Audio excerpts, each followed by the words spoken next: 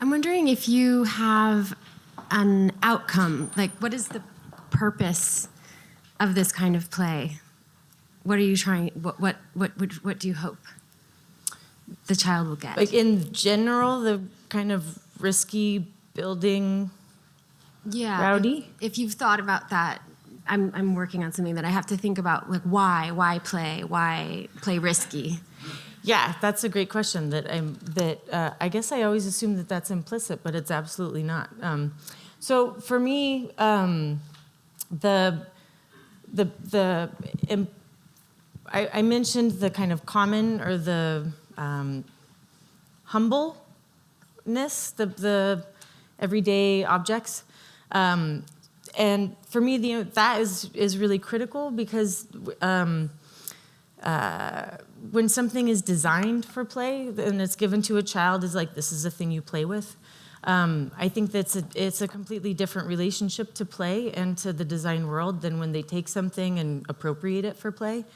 And part of what is so powerful about Anji play is just that. And part of what I'm trying to balance as I like now take these things that are appropriated for play and design them into objects that are now designed for play is maintaining some of the play values that are in that. An even larger, like if I were to zoom out even further and like why play as a way of learning, there's room for failure. They learn so many of the principles that they would learn in other kind of methods in the classroom, but also so many that they wouldn't, mostly the collaboration and the teamwork that happens. In this case, these two are obviously friends, but in a lot of what we see, and I've been hearing about this a lot, Rigamajig is being used in a lot of inclusive classrooms, which makes me extremely happy.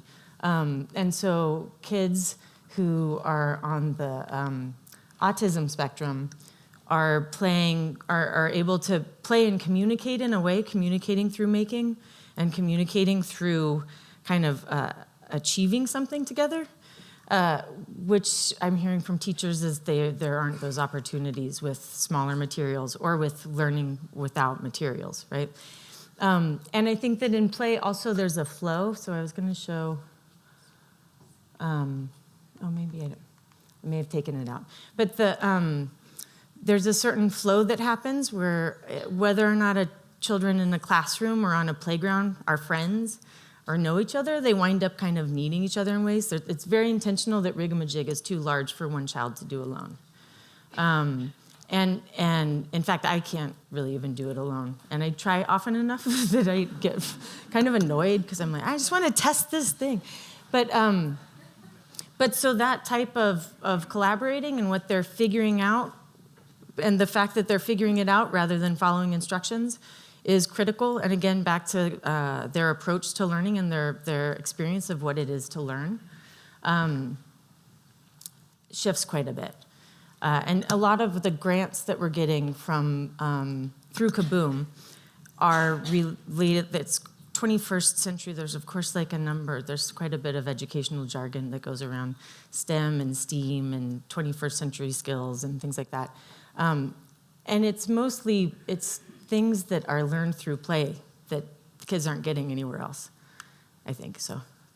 I have a question for you about risk-taking and gender among children.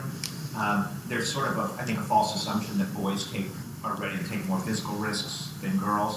When you put kids in a context where everybody's encouraged to take physical risks, do you see some of those assumptions breaking down? And also, how long did it take for someone to tell you that walking under a ladder is bad luck? Yeah, I still am not sure whether or not it's not bad luck. I walk around ladders for some reason, but I also jump off of them.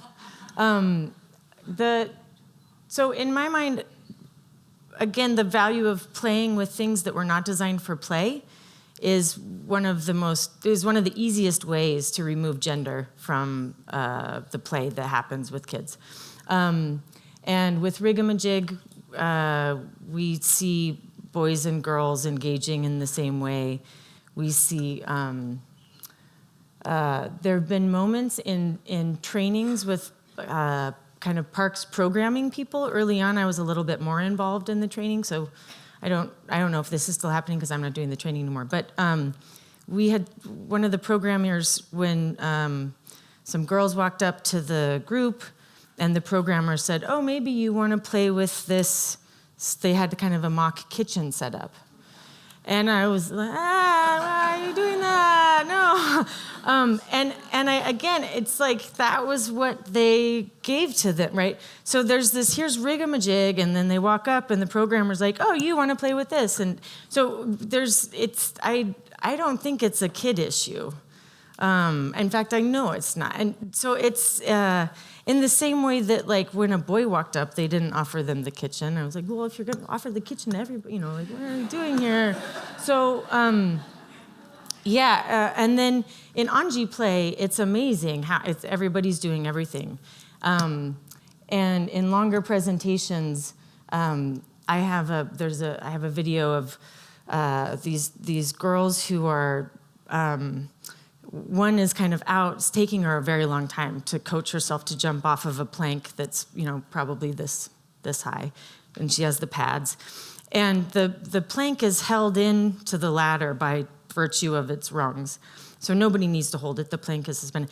But there's two girls holding it as the gesture of support, right? And she's not telling that. It's just a thing that they're doing to say, like, hey, we got you, but they don't need to be holding it. And so again, they're not alone in kind of gauging their risk. They're not alone in being coached through what they are capable of, or that you can do it. And then one more thing I wanted to add is that for me, and I talked about way to lift a bucket instead of calling it a crane. The underlying elements, I think, that are happening there when a child gets to kind of invent a thing rather than follow a known model. And in particular, when they're deciding the identity of something, I have another toy called Gmo that was, I started it when I was at Cranbrook. I have a bunch of Cranbrook people here. And its underlying goal is that when playing with it, the child would be inventing or imagining the identity of it, as well as what it does and how to use it and all these things. But I think that the more the children are able to invent and imagine an identity that they don't see, that we're not handing them the story of the thing, I think that the more that more comfortable they'll be when it comes to, like, their own identity and their own understanding and imagining who they might be. And so in terms of, like, all of my, like, subliminal goals with the design decisions that I make along the way, that's implicit as well. I imagine you've encountered a lot of different parenting styles in what you do, and I'm just wondering, how do you get some safety-obsessed parents potentially to loosen their grip a little bit and let things happen when they might be averse to that? I don't, actually. I work with teachers mostly who work with the parents. And teachers know. They know that kids are capable, right? They also, like, aren't often able to use their own magic in designing for kids, right? Like, the teachers are also handed a set of instructions that they don't need or want, but need to follow. And so part of what Rigamajig is trying to do is give the teacher a chance to design. So they're designing curriculum around it if they want to use it to teach simple machines, or here's a inclined plane, and let's. But there is research about the importance of risk. There's kind of anecdotal research, and there's also research that's been done by a few agencies. That's also often the playground companies will have their own research, so that you could kind of find whatever research you wanted to back up whatever you wanted to say, in a way. But yeah, I don't interact with the adults all that much, in part because it's not inspiring to me. Except you guys, you're amazing. Yeah, but it's not the, yeah, I don't understand them. All right. Thank you so much, Cas. This is amazing.